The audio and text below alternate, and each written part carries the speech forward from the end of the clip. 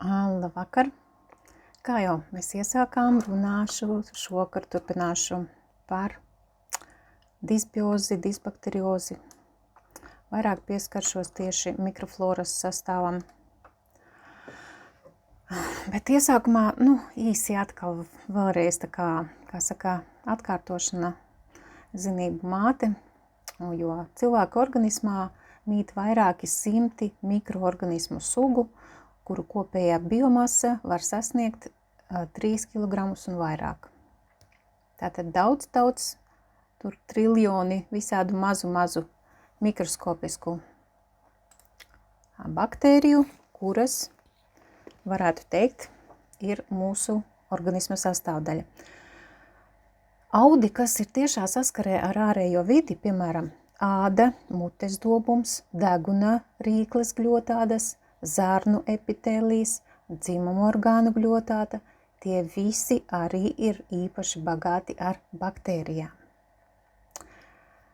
Un mikroorganismi, kas simbiotiski miedarbojas ar cilvēku, veido viņa mikrofloru, jeb mikrobiotu. Dažādi, kā kurās avotos raksta mikroflora, citur mikrobiota.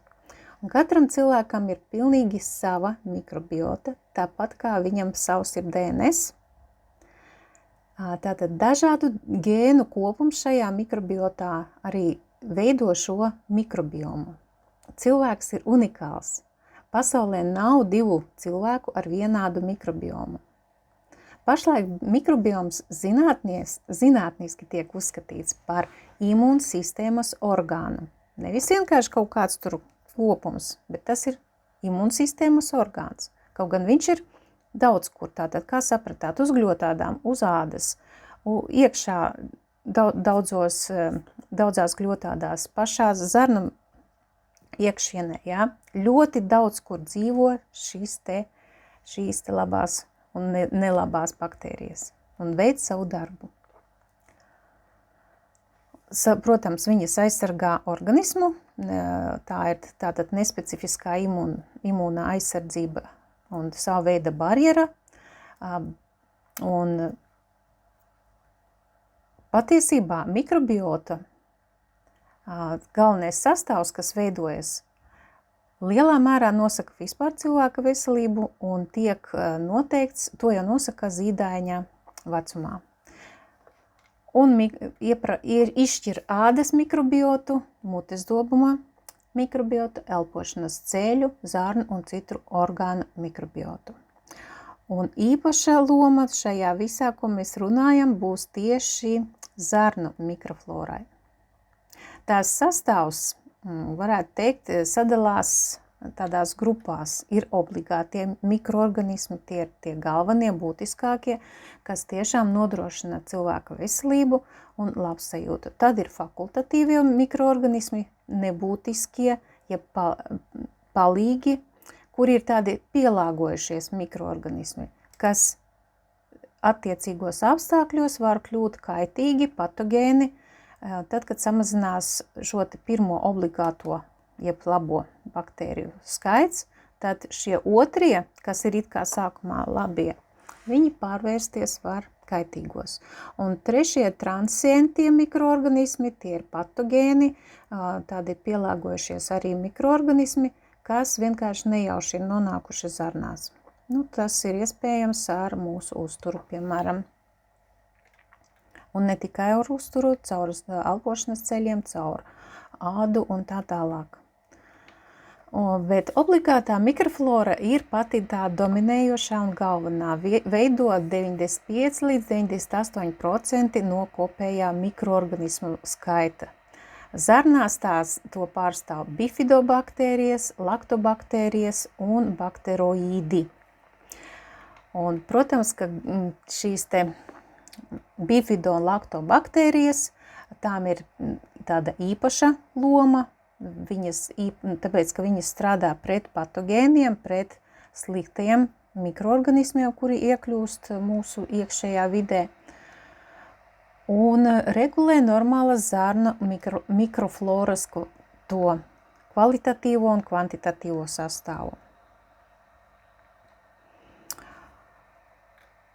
Kas vēl jāmin? Laktobaktērijas ir pašas pirmās baktērijas, kuras kolonizē bērna organismā. Tas ir tātad vēl esot vēl mammas vēderā, jau bērnam pirmās iesējās tātad laktobaktērijas.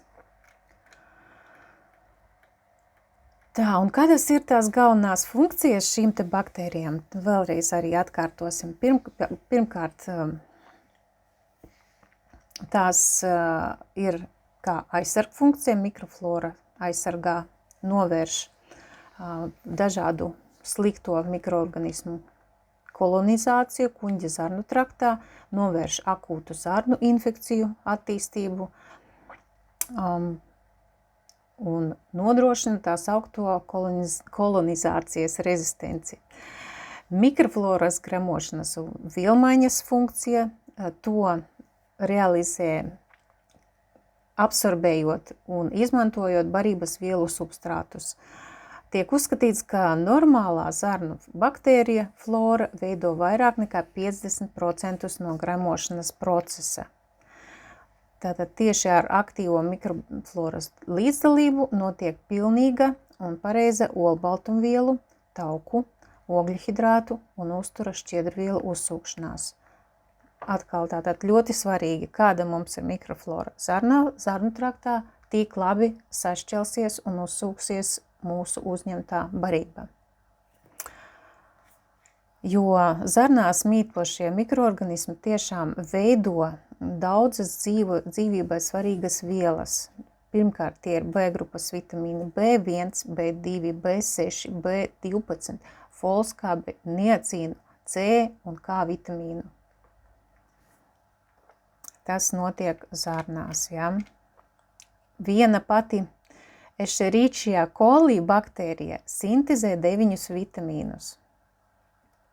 Tieši bifidobaktērijas sintezē askorbīnu skābi, savukārt bifidobaktērijas plus laktobaktērijas veicina kalcija un D vitamīnu uzsūkšanos un uzlabo dzelzs uzsūkšanos. Tā kā te ir ļoti daudz dažādas funkcijas, tā tālāk par to tā kā šoreiz nerunāšu. Parunāsim vairāk laikam tieši par disbakteriozes profilaksi. Un profilaksē vislielākā loma ir tieši probiotikām un prebiotikām. Jo, kā mēs zinām, ka antibiotiku un citu medikamentu lietošana izteikti noārda mikrobiomu, un šīs te probiotikas lietojot, mēs saulaicīgi optimāli varam palīdzēt kuņģa zarnu traktam. Pie vieglas tādas disbiozes vai disbakteriozes, kad ir sākuma stadijā, pilnīgi pietiek ar labām probiotikām palietot. Tur parasti viņas satur laktobaktērijas, bifidobaktērijas vai abu baktēriju kombināciju, kā mūsu NSP produktos. Mēs nesen arī esmu runājis par visu 3 veidu labām baktērijām, kādas mums ir pieejamas. Tā kā tās var izmantot. Un tieši zarnu mikrofloras atjaunošana šo te procesu var iedalīt 3 posmos. Vispirms ir zarnu attīrīšana, tad ir prebiotiku uzņemšana un noslēdzošais ir mikrofloras atjaunošana. Un 2. un 3. posms var tikt veikti vienlaicīgi. Tāpēc pirms labvēlīgo baktēriju ieviešanas organismā uz patstāvīgu dzīvi ir ļoti, ļoti ieteicams veikt rūpīgu attīrīšanu. Ko tad īstenībā ar uzturu bagātinātājiem dara nutriciologs? Viņa uzdevums ir tīrīt un barot, iztīrīt un atkal barot. Visa veselība uz šiem te procesiem arī turās. Tātad vispirms mēs tīram, pēc tam barojam. Un tas vienmēr ļoti, ļoti labi palīdz. Šiem nolūkiem var izmantot speciālas programmas, ir tāda, piemēram, antiparazitāra programma, ir gramošanas trakta veselība kā pamats tādas programmas, ir Eiropas tirgu ir Clean Start komplekts, var vienkārši salikt atsevišķi, kaut vai 3 produktiņus, teiksim, mūsu chlorofils kā pamatbāze. Tas ir tādā stāvoklī, ja cilvēkam ir tikai sākuma stadijā, kaut kāda disbioze vēl nav izteikti ne simptomi, nekādas smagas problēmas, tad der šāds variants, vieglais variants, kad ir pievienots, piemēram, ultrabioms, bagāts ar šķiedrvielām un reizē izvadā smagos metālus, dažādas kaitīgās vielas, kas paliek pēc antibiotiku lietošanas, pēc citu vielu medikamentu lietošanas, tad pilnīgi pietiek tātad chlorofils, ultrabioms un labās baktērijas, teiksim, bifidolaktobakterijas. Protams, ka šim nolūkam, lai labās baktērijas labāk iedzīvotos, nepieciešamas arī prebiotikas, kā jau iepriekšējā reizē runājam, mums ir ļoti lielisks tāds komplekts, kokteilis Loklo, šķiedrvielu kokteilis, tas saista, izveda toksīnus, otrkārt tas baro labvēlīgo mikrofloru, un tas ir arī kā frukto oligosaharīdu avots. Un kā labvēlīgās mikrofloras vielmaiņas produktu avotu var izmantot arī savu kefīru vai jogurtu, kuru var pagatavot mājās ar bifido tām flora force baktērijām. Lieliski, veselīgi, labu pienu, ja jūs dabūjat, tad ar šo te 2 līdz 4 kapsuliņām, skatoties, cik daudz jūs gribat to jogurtiņu, diennakts laikā jūs varat pagatavot savu veselīgu jogurtu. Nu, lūk. Šoreiz ar to laikam pietiks. Es nākošreiz pieskaršos tam, kādas ir NSP pretparazitāro līdzekļu, kādi ir komplektiņi, kā mēs varam cīnīties ar parazītiem. Jā? Tad